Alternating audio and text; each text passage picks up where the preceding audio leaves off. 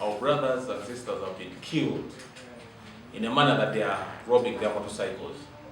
And the funny bit of it, you find that most of the motorcycles which are being robbed are brand new motorcycles. And from what I've learned, most of these motorcycles that they're robbing, they're from one particular company. It's called Watu Motors, something of that nature. I summoned all those dealers. In that meeting, we had Watu, we had Tugende, and then we had the Vision Fund. Mogo, we summoned them, but they didn't show up.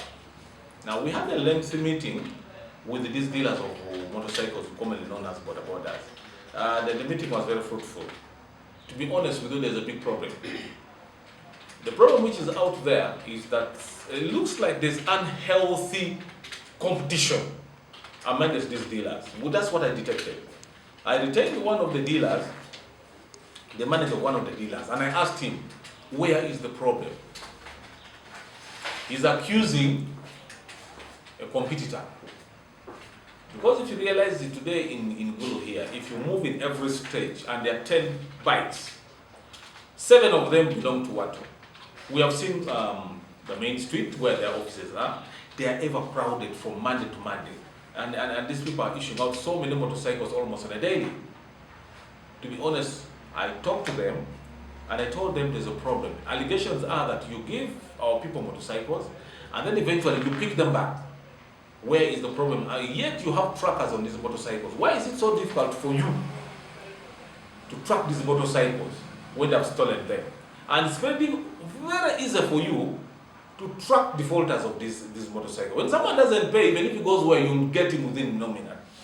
But when a bike is stolen, in 1 minute, the tracker is off, the bike is gone.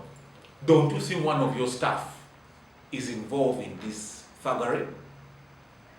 One of the dealers said we cannot rule it out. But what we know, someone out there who knows our system, how it operates, is witch hunting our clients.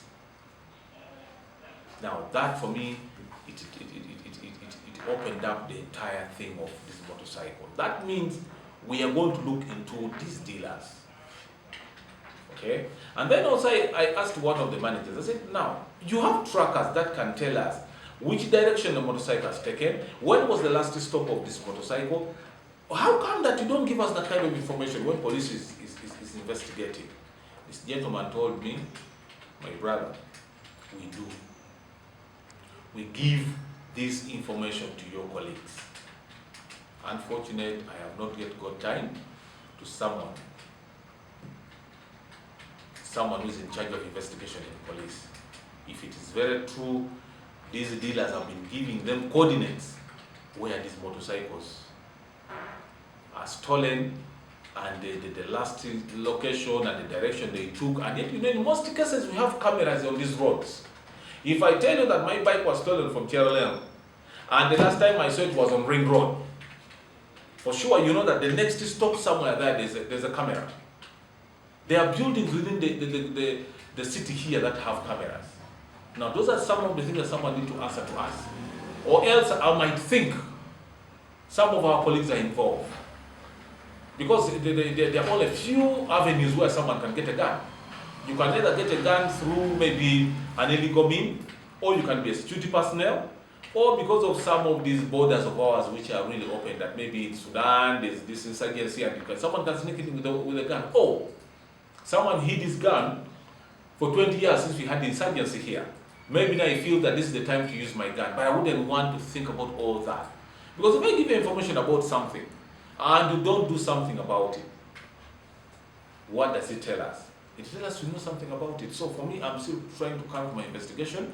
Ever since those people gave me that information, I've not yet taken time to summon police, to be honest with you. I want them to come. There's another meeting we are going to have with these motorcycle dealers, because the issue of the gun for us, we don't take it lightly. A gun is something that can bring down the system. So we need to find out who owns the gun, in which capacity do they have these guns. So as soon as we get that, I know we shall get to the bottom of this. My instinct tells me there is a problem somewhere. From the time I started having meetings with the different stakeholders, those issues come up. I will tell you that even Aguu in our city Aguu, they are not just ordinary people, they are just people like us. Some even are in offices. You might be shocked that some of them are they are journalists like you, but in the night they are hired to go and do things which are against the law. One example, on Saturday I had a meeting at around the university here, a market called the Dire. I think you guys know where Dire market is. We had a good chat during the time. In the night, these boys stormed one of the discotheques, one that belongs to Opil. And there's a border man who was cut so badly. And I'm told they were saying certain words. They were cheered, wow. Oh yes, I told them I wish they had invited me. Let them say it when I'm there. We shall load them. And parents should keep their children. We are not going to accept anybody's son to torture others. Your child, if is torturing another person's child or mother, that child does not deserve to live.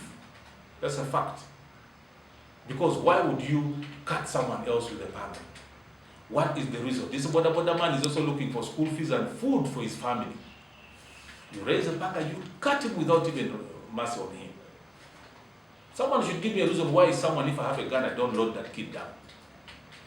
People have been killed in a very funny way, really. So, those things are there, and I pray that the community, all of us work together and put